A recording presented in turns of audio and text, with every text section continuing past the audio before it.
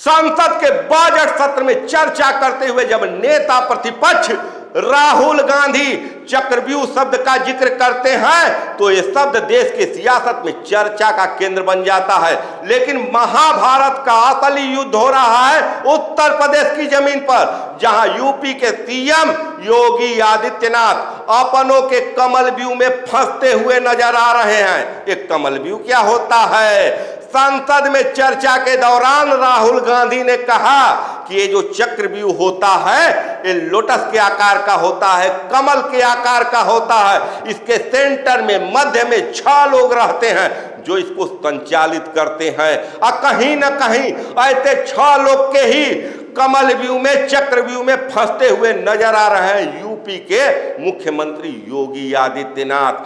4 जून को जब लोकसभा चुनाव के नतीजे आते हैं और यूपी में भाजपा को अप्रत्याशित रूप से हार का सामना करना पड़ता है तो कहीं न कहीं डिप्टी सीएम केशव प्रसाद मौर्य की मुख्यमंत्री के कुर्सी पर बैठने की वर्षों पुरानी महत्वाकांक्षा को पंख लग जाता है। वहीं देश के गृह मंत्री अमित शाह को भी लगता है कि यूपी में मिली इस पराजय के बाद अब सही समय है जब योगी आदित्यनाथ के पर को कतर दिया जाए, उनको सेंट्रल की राजनीति में आने का मौका न दिया जाए, मोदी का उत्तराधिकारी बनने का मौका न दिया जाए तो कहीं न कहीं अपनों के ही घेरे में घिरते जा रहे हैं योगी आदित्यनाथ। बयानबाजियां शुरू हो जाती है। केशव प्रसाद मौर्य कैबिनेट के मीटिंग का बहिष्कार शुरू कर देते हैं और बयान देते हैं कि संगठन सरकार से बड़ा होता है और कहीं नहीं कहीं भाजपा का उत्तर प्रदेश संगठन भी योगी आदित्यनाथ के खिलाफ खड़ा हुआ दिख रहा है। तो कहीं न कहीं 2027 में सत्ता की हैट्रिक पर काबिज होने का सपना देख रहे योगी आदित्यनाथ के लिए चुनौतियां बढ़ती हुई दिख रही हैं। 2024 में जो नतीजा आया है उनको मकड़ जाल में फंसाता हुआ दिख रहा है। 2027 का चुनाव अभी दूर है लेकिन उसके पहले अभी 10 सीटों पर विधानसभा के उपचुनाव है और कहीं न कहीं हिंदुत्व के पोस्टर बॉय बने योगी आदित्यनाथ की परीक्षा होनी है इन 10 सीटों पर। लेकिन जिस ढंग की स्थिति चल रही है यहां भी भारतीय जनता पार्टी को असफलता ही हाथ मिलती हुई दिख रही है। लेकिन ये भारतीय जनता पार्टी की हार नहीं होगी, कहीं न कहीं 10 सीटों पर हार की जिम्मेदारी योगी आदित्यनाथ के सर पर ही फोड़ी जाएगी। वैसे तो राष्ट्रीय नेतृत्व इस हार की भी जिम्मेदारी 2024 के लोकसभा चुनाव में यूपी में मिली हार की भी जिम्मेदारी योगी आदित्यनाथ पर फोड़ना चाहती थी। लेकिन कहीं न कहीं योगी आदित्यनाथ मजबूत हो गए। मजबूत इसलिए हो गए कि राष्ट्रीय नेतृत्व को भारतीय जनता पार्टी को नेशनल लेवल पर बहुमत नहीं मिला और मोदी 3.0 की सरकार कहीं न कहीं एनडीए की सरकार बन गई और एनडीए की सरकार बनने की सबसे बड़ी वजह रही उत्तर प्रदेश में मिली हार। तो कहीं न कहीं बैसाखी पर एनडीए की सरकार का नेतृत्व कर रहे नरेंद्र मोदी का भी कद कम हो गया है। ऐसी स्थिति में हिंदुत्व के एक बड़े पोस्टर बॉय योगी आदित्यनाथ को छेड़ेगा कौन?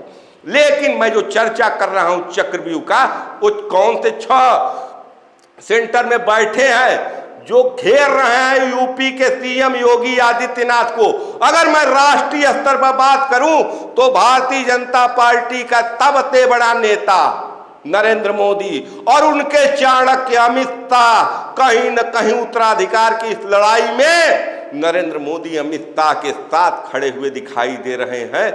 लेकिन अभी नहीं चाहते हैं कि योगी आदित्यनाथ के सियासत पर कोई भी ब्रेक लगाया जाए, समय का इंतजार कर रहे हैं।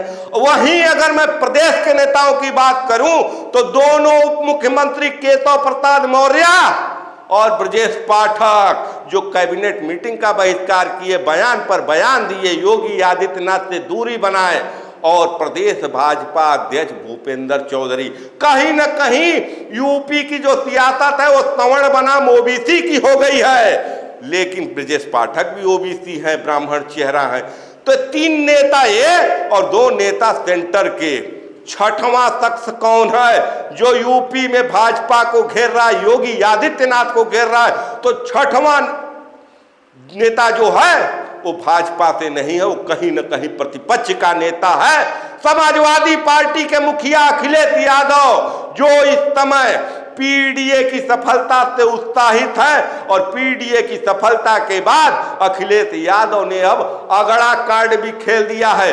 कहीं न कहीं योगी आदित्यनाथ और ब्रजेश पाठक के बीच में जो दूरी है उसका फायदा उठाना चाहते हैं। कहीं न कहीं अखिलेश दिखाना चाहते हैं कि योगी की सरकार ब्राह्मण विरोधी सरकार है। ऐसे भी योगी आदित्यनाथ से ब्रजेश पाठक की दूरी है।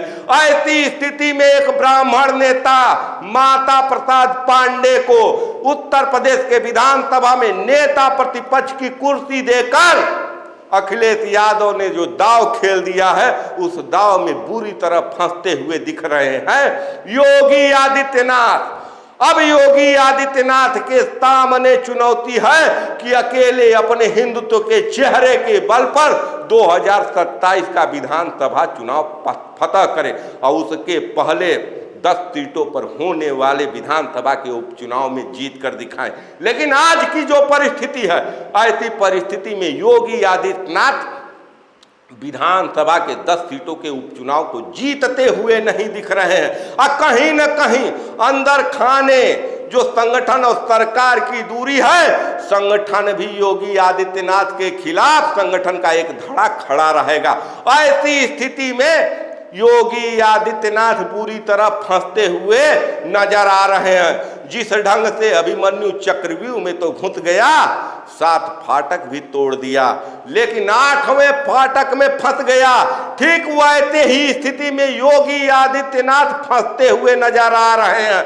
लेकिन अभिमन्यु विपक्ष के विरोधियों के चक्रव्यूह में फंसा था, लेकिन अगर योगी आदित्यनाथ उत्तर प्रदेश के सियासत में चक्रव्यूह में कमल व्यूह में फंसते हुए नजर आ रहे हैं, तो ये चक्रव्यूह ये कमल व्यूह अपनों के द्वारा तैयार किया गया है योगी आदित्यनाथ के सियासत के कद को कम करने के लिए। देखना बहुत ही दिलचस्प है कि यूपी में जो धर्म और जाति की लड़ाई चल रही है उसमें क्या जाति हावी होगा, क्या पीडीए का फार्मूला अगड़ों का साथ लेकर अखिलेश यादव 2027 फतह करेंगे, या फायर ब्रांड हिंदुत्व के चेहरे योगी आदित्यनाथ अपने चेहरे के बल पर सबको धूल चटाएंगे और इस चक्रव्यूह को तोड़ेंगे। आपको क्या लगता है, क्या उत्तर प्रदेश के मुख्यमंत्री योगी आदित्यनाथ के साथ जो सियासत हो रही है वो सही है? इससे भारतीय जनता पार्टी भविष्य में कितनी मजबूत होगी? अपने राय विचार कमेंट कर जरूर बताएं। देखते रहिए खबरों के खिलाड़ी। मैं आपका पंकज कुमार। जय हिंद, जय भारत, धन्यवाद।